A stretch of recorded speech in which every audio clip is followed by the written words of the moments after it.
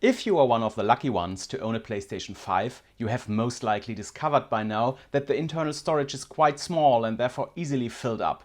Let's try to fix this problem by installing another SSD.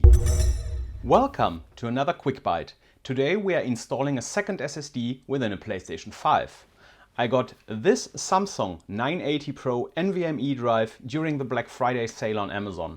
In combination with a heatsink from IcyBox, which is only 5mm high, it is one of the ideal solutions to expand the PlayStation storage space.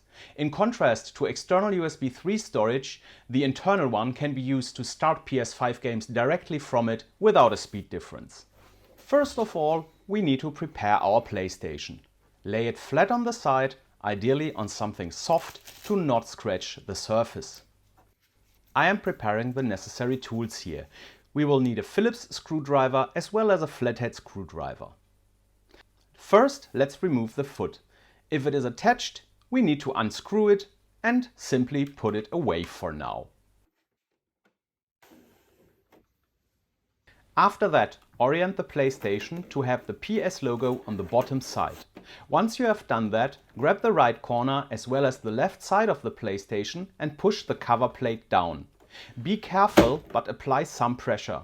You should hear a satisfying clack sound once the cover is loose. Put it away for now and concentrate on the inner parts. Get a screwdriver with a small Phillips head and remove the screw holding the cover of the M2 expansion slot, where we will install our SSD. Either use your fingernails or a small tool to pop off the metal cover. Once the slot is visible, let's prepare our SSD for insertion. As I have said before, I'm using a Samsung 980 Pro M2 NVMe drive. You may of course use another one, but please make sure it is compatible specifically with the PS5, as not all drives are. What you should always use is a heat spreader, either pre-installed or, as in this case, installed after the fact.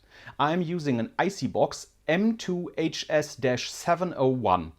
It is perfect for the PS5 as it is only 5mm high and therefore fits into the slot while the cover is closed, which is really important to guarantee proper airflow, so always attach the cover again.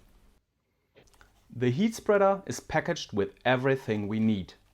The heat spreader itself, which is quite flat as you can see, an instruction manual on how to install it onto our SSD, 2 rubber rings to fixate it on the SSD after we installed it, as well as 2 silicone thermal conductive pads to connect the heat spreader to the SSD properly. First, we are applying the silicone pad to the heat spreader itself. Make sure you are using the blue side. Remove the tape and position it as precise as possible onto the back of the heat spreader. Once it is done, gently press it down and make sure it has good contact everywhere. You may use your finger to ensure this. After that, grab your SSD, remove the second tape and position the heat spreader onto the top side of your NVMe drive. Push it down gently to ensure good contact everywhere. We are nearly finished. The last step is a little bit finicky, but we need to put on the rubber rings onto the left and right side of the heat spreader to ensure it can't move anywhere and is properly fixed. Once we've finished up this fiddly task, we are getting back to our PlayStation to install the drive within the slot we prepared before. The PlayStation is already fitted with a holding screw for our SSD. We are simply removing it with our Phillips head screwdriver and keeping it near, because we will need it shortly. After that, we are taking our SSD and pushing it in at a slight angle until everything has good contact. Then we are pushing it down to lie flat on the board. The last step here is to take the screw we just removed and fix the drive. Yeah, almost finished. Just a little bit of cleaning up to do. Take the metal cover plate, put it in place again and secure it with the screw. Once this is done, we are grabbing our back plate again and sliding it in place, just doing everything in reverse we did before. You will hear a plop sound. It if the back is in place. The last thing is to reattach the foot of the PlayStation, which we removed initially. Quickly connected and powered up, the PlayStation asks us if we want to initialize the new M.2 SSD. Of course we want to.